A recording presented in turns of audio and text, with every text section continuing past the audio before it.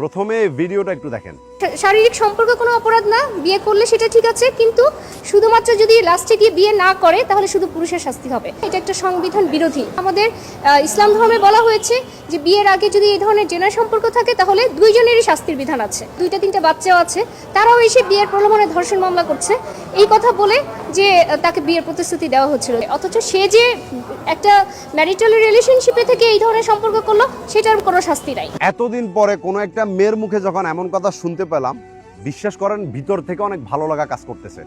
Because বর্তমানে পরিস্থিতি এতটা ভয়ঙ্কর হয়েছে আমাদের বাংলাদেশে যে প্রত্যেকটা দিন আপনি এমন কোনো নিউজ শুনতে পাবেন যে 3 বাচ্চার মা, 4 বাচ্চার মা, 2 বাচ্চার মা, মানে বিয়ে করছে, তারপরও একটা ছেলের বাড়িতে গিয়ে অনশন করতেছে, ওই ছেলেটা ওই মহিলাকে বিয়ে করবে বলছে, কিন্তু এখন বিয়ে করতেছে না আর এই জন্য অনশনে গিয়ে বসছে।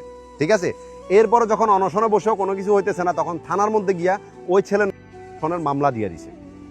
নর্মালি এবারে ওই ছেলেটার নামে বিচার হইতেছে, ওই ছেলেকে পুলিশ নিয়ে যাচ্ছে, কিন্তু ওই নারীর কোনো রকম শাস্তি হইতেছে না। বিকজ আমাদের বাংলাদেশের সংবিধান অনুযায়ী ওই নারীর কোনো শাস্তিই নেই।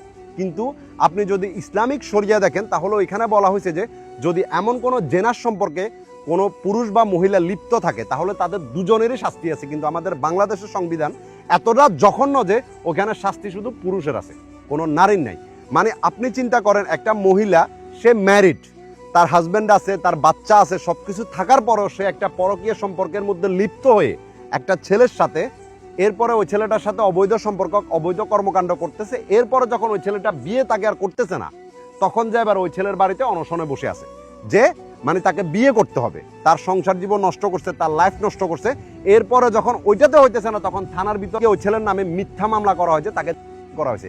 কিন্তু ওই মহিলার কি, যে একটা ম্যারিড সম্পর্কে থাকার পরেও একটা ছেলের সাথে এমন সম্পর্কে আছে বা তার হাজবেন্ডকে ধোকা দিছে, তার বাচ্চাদের জীবনটা নষ্ট করছে, ওই মহিলার শাস্তি কি? আমাদের বাংলাদেশে আসলে এটার কোনো শাস্তিই নেই। তো এই জন্য এই লয়ার কথাটা আমার কাছে অনেক ভালো লাগছে যে আমাদের বাংলাদেশের সংবিধানের মধ্যে এই জিনিসটাকে পরিবর্তন করার দরকার আছে, যাতে যদি অন্যায় করে শাস্তি দুজনের হবে, একজনের কেন হবে? আপনি পরকীয়া সম্পর্কে যদি দেখেন বাংলাদেশের আইন অনুযায়ী এমন শাস্তি আছে যে যদি আপনার ওয়াইফ কোনো ছেলের সাথে পরকীয়া সম্পর্কে লিপ্ত থাকে তাহলে যেই ছেলেটা লিপ্ত আছে তাকে চাইলে আপনি 5 বছরের জেল দিতে পারবেন বা মোটা অঙ্কের জরিমানা করতে পারবেন, কিন্তু আপনার ওয়াইফের নামে না আপনি কোনো মামলা দিতে পারবেন না তার নামে কোনো শাস্তি আছে, কোনো কিছুই নেই।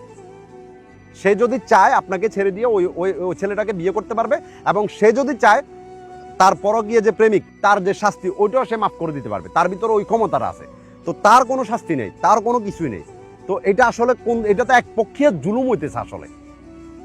তো এই জন্য আসলে বাংলাদেশের এই আইনটাকে পরিবর্তন করার দরকার আছে বা সংবিধানের মধ্যে এই জিনিসটাকে পরিবর্তন করার দরকার আছে যাতে শাস্তি দুজনের হয়। আমরা বলতেছি না যে শুধু মেয়েদের হোক, ছেলেদেরও হোক, মেয়েদেরও হোক।